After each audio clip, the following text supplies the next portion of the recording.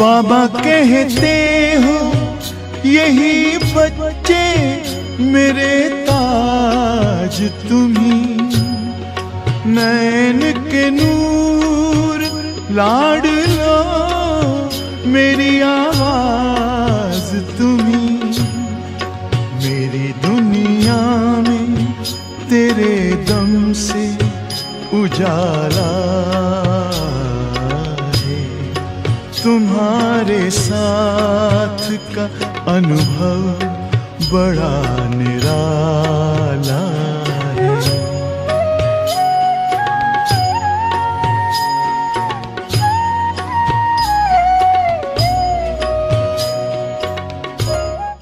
ओम शांति।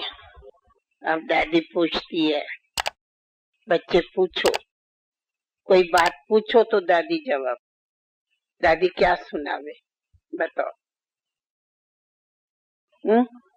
जो बच्चियां कुछ पूछे, हाँ कोई सवाल हो पूछो, पूछ सकते।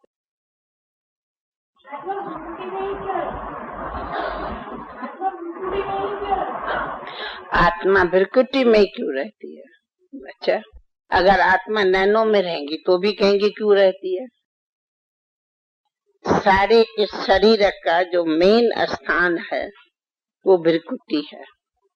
आपकी कहाँ भी पहले नजर पड़ेंगी तो यहाँ पड़ेंगे सामने। ये सारे शरीर का मूल स्थान है और इसलिए जो सारे शरीर का कंट्रोल मूल है वो भृकुटी है।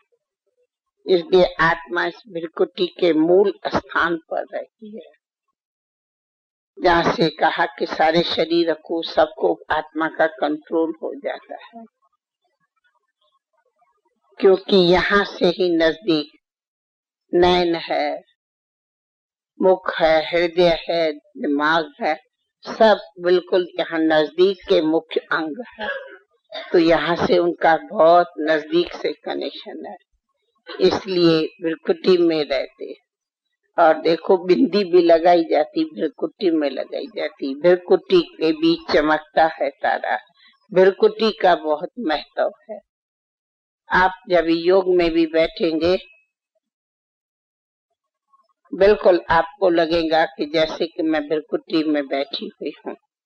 दूसरे कहाँ जगह का इतना टेंशन नहीं जाएगा, इतना भृकुटी को देखो और भृकुटी पर बैठो। तो इसका मूल स्थान ही भृकुटी है। यहाँ हृदय विद्या तो सब अंग है, परंतु निवास स्थान इसका है। आप देखेंगे और जल्दी सब अंगों पर चोट लग जावे, कुछ भी इधर उधर, लेकिन यहाँ तकलीफ कुछ कम होती और सभी भी अंगों में जल्दी कोई न कोई तकलीफ हो जावे। पर भृकुटी एक ऐसा स्थान है जहाँ जल्दी आप देखेंगे कि तकलीफ नहीं होती। ये सेफ स्थान रहता है, मूल स्थान है, समझा? इसलिए भाई उनका भृकुटी का स्थान, दृष्टि यहाँ से बिल्कुल समीप है। पूरी दृष्टि आत्मा की नजदीक होने से यहाँ नजदीक पड़ती है। तो इसलिए योग के टाइम भी अटेंशन ऐसे ही जाता है जैसे कि भृकुटी के बिल्कुल सामने में अटेंशन चला जाता।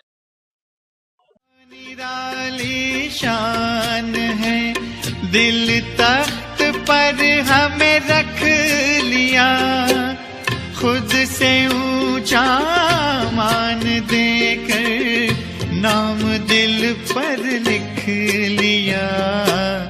ताज तख्त और तिलक की हमको अमर जागीर दी। ताज तख्त और तिलक की हमको अमर जागीर दी। जिंदगी जीने की हमको एक नई तदबीर दी आपने बाबा।